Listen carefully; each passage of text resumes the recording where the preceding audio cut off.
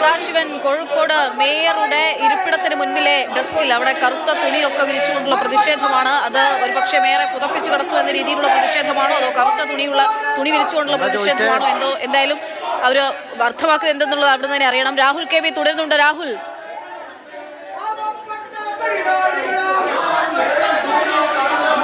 Akshaya, BJP കൗൺസിലർമാർ ഇപ്പോൾ മേയറുടെ ചേംബറിൽ മുദ്രാവാക്യം വിളിച്ച് പ്രതിഷേധിക്കുകയാണ്.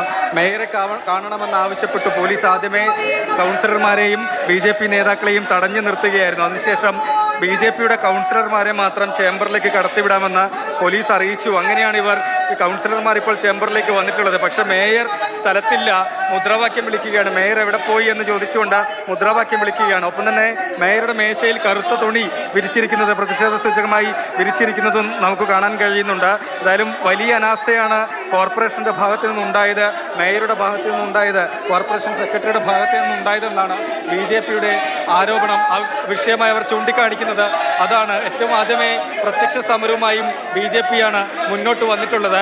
നേരത്തെ തന്നെ ഈ കെട്ടിടത്തിൻ്റെ കാലപ്പഴക്കം കൗൺസിലടക്കം ചൂണ്ടിക്കാണിച്ചിരുന്നുവെങ്കിലും കൃത്യമായ നടപടി കോഴിക്കോട് കോർപ്പറേഷൻ എടുത്തില്ല എന്നുള്ളൊരു പരാതിയും ആരോപണവുമാണ് BJP കൗൺസിലർമാർ മുന്നോട്ട് വയ്ക്കുന്നത്. ഏതായാലും മേയർ സ്ഥലത്തില്ല. മേയർ നേരത്തെ സംഭവ സ്ഥലത്തുമൊപ്പം ആശുപത്രിയിലും എത്തി കാര്യങ്ങൾ, സ്ഥിതിഗതികൾ വിലയിരുത്തിയിരുന്നു.